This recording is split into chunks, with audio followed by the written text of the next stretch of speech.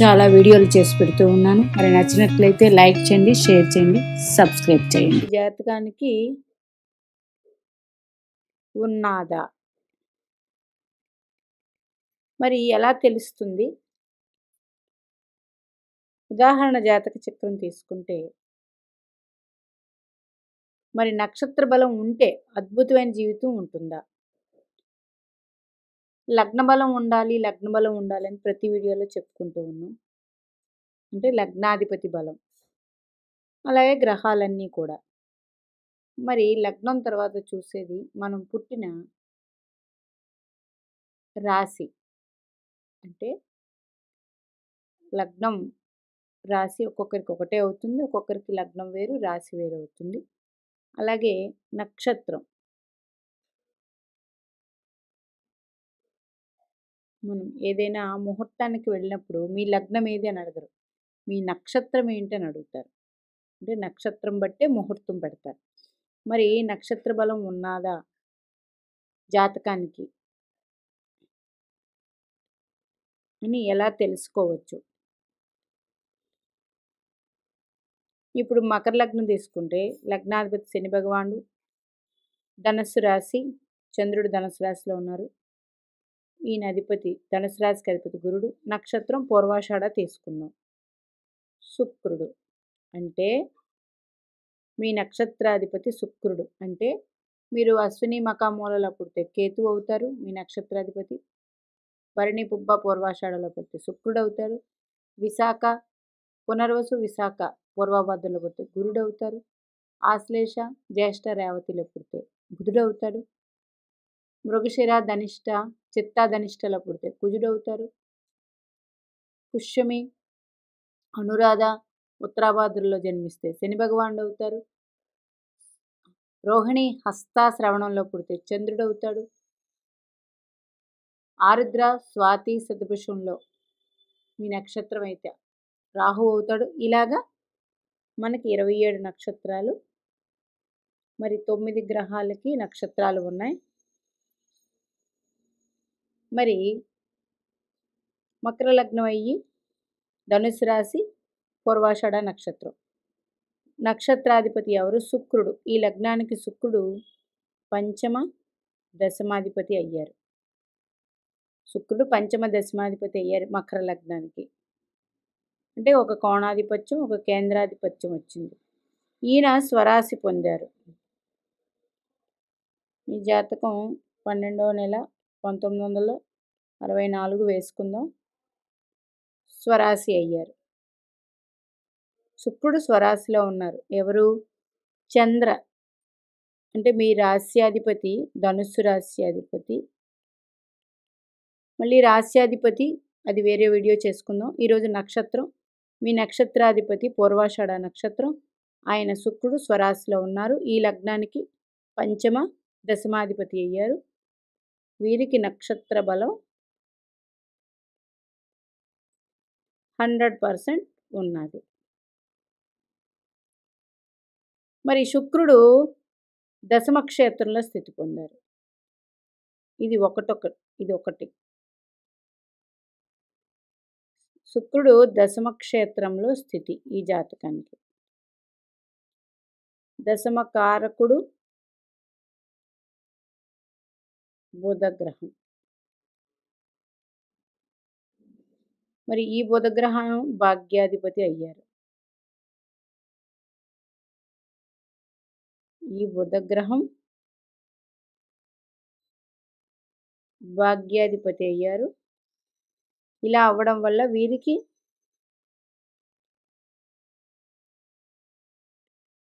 ఉద్యోగం అనేది 100% చేస్తారు. దశమ క్షేత్రంలో స్థితి పొందారు శుక్రుడు. అలాగే దశమకారకుడు చంద్ర నక్షత్రాధిపతి శుక్రుడు దశమలో స్వరాశిలో ఉండి మరి ఈ శుక్రుడు 10వ రాశి కాబట్టి బుధుడు భావకారకుడు కాబట్టి బుధుడు భాగ్యాధిపతి అవడం వల్ల 100% ఉద్యోగం చేస్తారు. నక్షత్ర బలం ఉంది. వీరు ఉద్యోగం చేసినా, వ్యాపారం చేసినా మంచి మనోధైర్యంతో ఉంటారు. ఎందుకంటే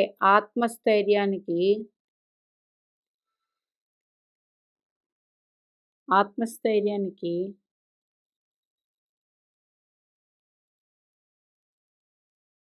రవి కారకుడైతే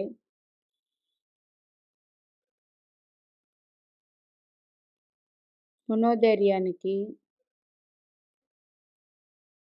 చంద్రుడు కారకుడు. కాబట్టి చంద్రుడు కారకుడు కాబట్టి నక్షత్రం మీద చంద్రుడు ప్రసరిస్తూ ఉంటాడు. ఏ నక్షత్రం మీద అయితే ప్రసరిస్తూ ఉంటాడో ఆ నక్షత్రానికి బలం ఉండాలి అంటే చంద్రుడే. ఇది ఒకటో పాయింట్. అలాగే మకర రాశికి బుధుడు కాలపురుష కొండల చక్రం మకర రాశి 10వ రాశి. ఈ మకర రాశికి బుధుడు పరిపాలిస్తూ ఉంటారు. మకర లగ్నం అయ్యింది. బుధగ్రహం బాగుండాలి వీరికి. బాగుంటే ఇంకా దశమక్షేత్రం అద్భుతమైన పెద్ద పెద్ద ఉద్యోగాలు చేస్తారు. ఇంకొక ఉదాహరణ జాతకం తీసుకుంటే మరి రాహుకి కేతుకి ఎలా చూడాలండి? తులా లగ్నం, కేతు వృషభంలో ఉన్నారు, చంద్రుడు సింహరాశిలో ఉన్నారు. మఖా నక్షత్రాధిపతి లగ్నం నుంచి కేతు అష్టమంలో ఉన్నారు. మరి మంచిదేనండి. అష్టమంలో ఉన్నారు వృషభ రాశి. అయితే ఇది భూతత్వం. అష్టమం అనేటప్పటికీ శని భగవానుడు కారకుడు. ఈ లగ్నానికి శని భగవానుడు 4, 5 అధిపతి. అంటే చంద్రబలం ఉన్నట్టే. ఇది 5వ నెల 1974 చక్రం. ఇది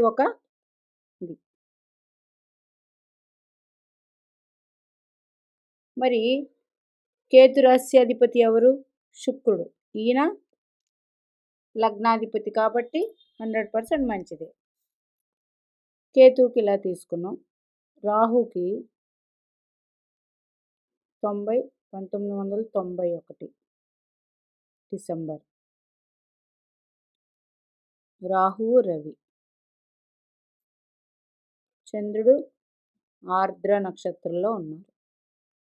చంద్ర నక్షత్రాధిపతి అంటే నక్షత్రాధిపతి రాహువు ధనస్సులో ఉన్నారు. అంటే కుంభలగ్నం వేసుకుందాం. అంటే లాభస్థానం. గురుడు కారకుడు.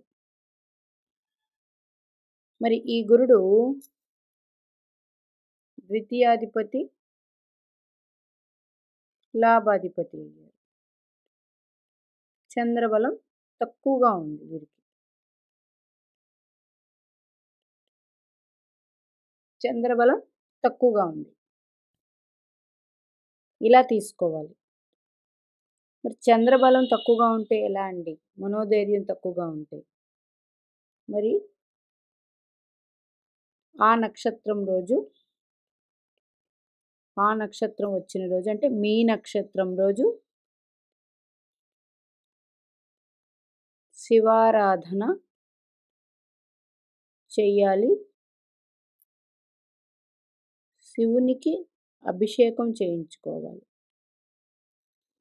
అప్పుడు చంద్రబలం ఆటోమేటిక్గా పెరిగి మంచి మనోధైర్యం ఏర్పడుతుంది.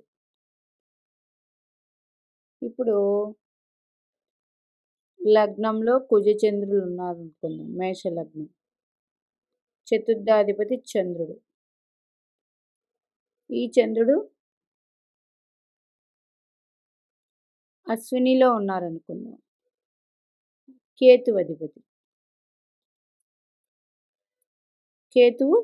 అధిపతి. ఈ కేతు వచ్చి సింహరాశిలో ఉన్నారనుకుందాం. 1 2 3 4 5 గురుడు. ఈ గురుడు భాగ్యాధిపతి, వ్యయాధిపతి అయ్యారు. ఈ గురుడికి 2 5 9 11 కారకాలు వచ్చాయి. గురుడు భాగ్యాధిపతి అవడం వల్ల ఈయనకి చంద్రబలం ఉన్నట్టు. చంద్రబలం అంటే నక్షత్ర బలం.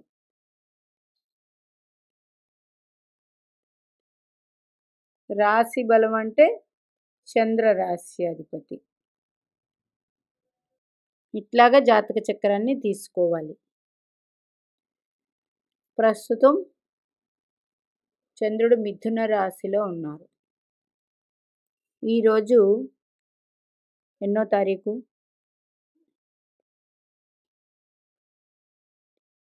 20వ తారీఖు 2వ నెల 2024 తీసుకుందాం. ఈరోజు పునర్వసు అనుకుందాం. గురుడు చంద్ర నక్షత్రాధిపతి గురుడు. ఈ గురుడు మేషరాశిలో ఉన్నారు. ప్రజెంట్ది మేషరాశిలో ఉన్నారు. ఈ గురుడు మేషరాశిలో ఉన్నారు. మేష లగ్నం అనుకుందాం. మేషరాశి మేష లగ్నం. లగ్నకారకుడు ఎవరు? రవి. అప్పుడు రవికి పంచమాధిపతి వచ్చింది కాబట్టి చంద్రబలం ఉంది.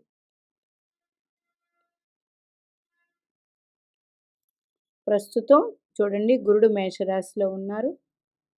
పునర్వసు నక్షత్రాధిపతి గురుడు మేషరాశిలో ఉన్నారు. లగ్నంలో ఉన్నారు. దిగ్బలం పొంది ఉండి లగ్నకారకుడు రవికి పంచమాధిపత్యం వచ్చింది. ఇంకో లగ్నం తీసుకుందాం. ధనస్సు లగ్నం.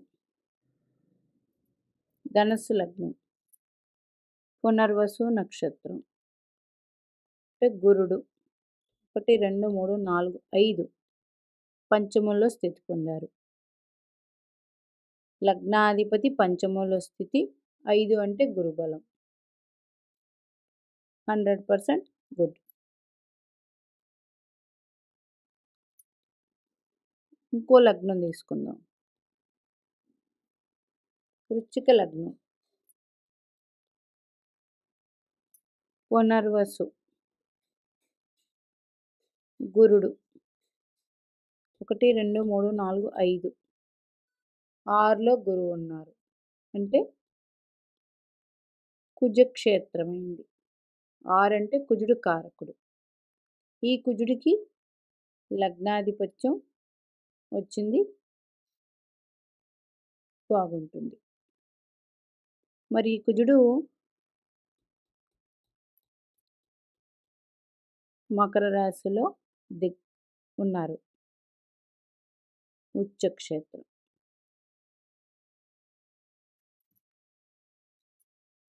ఇలా మీరు ప్రతి లగ్నాన్ని తీసి చూసుకోండి. ఇప్పుడు ఈరోజు ఉన్న గ్రహస్థితిని చూసి తీసుకొని మీరే లెక్క వేసుకోండి. అంటే నక్షత్ర బలం ఉందా అనేపాటికి ఎలా తెలుస్తుంది? ఆ నక్షత్ర బలం ఉంటే అద్భుతమైన జీవితం ఎలా ఉంటుంది? మనం ఏ దేవాలయానికి వెళ్ళినా, పూజ చేయించుకున్నా, ఏం చేయించినా మన నక్షత్రం చెప్తాం. అంటే ఆ నక్షత్రం మీద మనం పుట్టినప్పుడు చంద్రుడు ప్రసరిస్తూ ఉంటాడు కాబట్టి. ఉన్నప్పుడు మనకి మనోధైర్యం ఉండాలంటే, నక్షత్ర బలం ఉందంటే, ఆ నక్షత్రాధిపతి ఎవరై ఉన్నారో వారికి లగ్నరీత్యా లగ్న పంచమ భాగ్యాధిపతులు వస్తే 100% మంచిది. అలా ఆ నక్షత్రాధిపతి ఏ భావంలో స్థితి పొందారో లగ్నం నుంచి, ఆ భావకారకుడికి కూడా లగ్న పంచమ భాగ్యాధిపతులు లేదా కేంద్రాధిపత్యం వస్తే మంచిది. ఇలా ఉంటే 100% నక్షత్ర బలం ఉంది. అలాగే చాలా వీడియోల్లో చెప్పుకున్నాను. డి ఆకారంలో చంద్రుడు ఉన్నప్పుడు పూర్తి చంద్రుడు ఈయన. ఇలా ఉండగా జన్మించిన వారికి కూడా చంద్రబలం ఉంటుంది. అట్లాగే నక్షత్ర బలం తక్కువగా ఉన్నప్పుడు ఆ నక్షత్రం ప్రతి నెల మీ నక్షత్రం వస్తుంది. ఆ రోజు తప్పనిసరిగా శివాలయానికి వెళ్ళి అభిషేకం చేయించండి. చేయించినట్లయితే మీకు అన్ని విధాలా బాగుంటుంది. అది కూడా నక్షత్రాన్ని బట్టి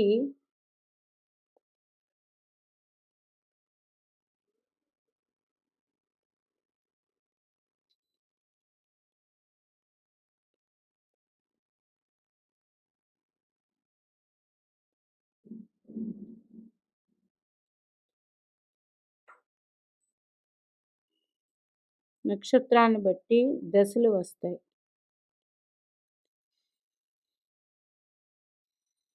ఆ దశలు కూడా యోగించాలంటే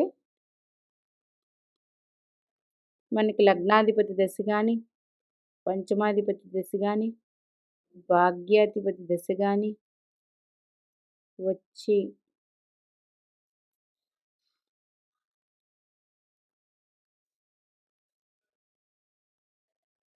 ఆ దశలు మన నక్షత్రాధిపతి స్థితి పొందిన భావకారకుడికి కూడా కనెక్ట్ అయితే 100% ఫలితాలు మరింత ఎక్కువగా ఉంటాయి.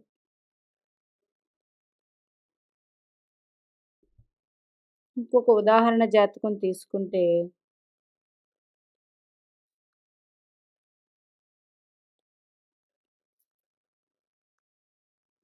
మకర రాశి, శ్రవణ నక్షత్రం, చంద్రుడు డైరెక్ట్గా కర్కాటక రాశిని చూస్తూ ఉంటారు. మీన లగ్నం, శ్రవణ నక్షత్రాధిపతి చంద్రుడికి ఇది పంచమ ఆధిపత్యం వచ్చింది. ఇది ఒకటైతే మరి ఈ చంద్రుడు లాభస్థితి పొందాడు కాబట్టి గురుడు భావకారకుడు. ఈ గురుడికి లగ్నాధిపత్యం వచ్చింది కాబట్టి వీరికి 100% చంద్రబలం ఉండి వీరికి చాలా మనోధైర్యం 100% ఎక్కువ. అలాగే మీ చంద్ర రాశ్యాధిపతి శని భగవానుడు స్వక్షేత్రంలో ఉండి ఈయనకి గురువీక్షణ ఉంటే 1 2 3 4 5 చంద్రరాశ్యాధిపతి గురువీక్షణ ఉంది.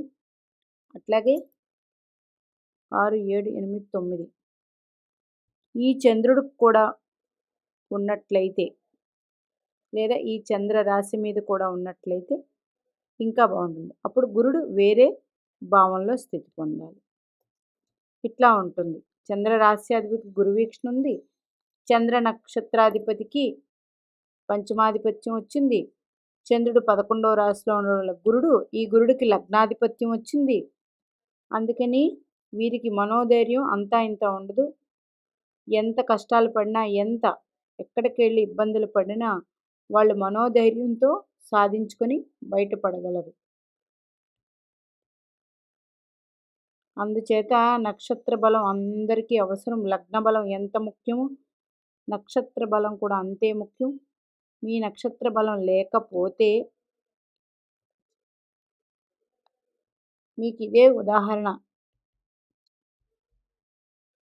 మనోధైర్యం తక్కువ ఉన్న వాళ్ళకి, అలాగే తల్లి నుంచి ఆదరణ లేని వారికి,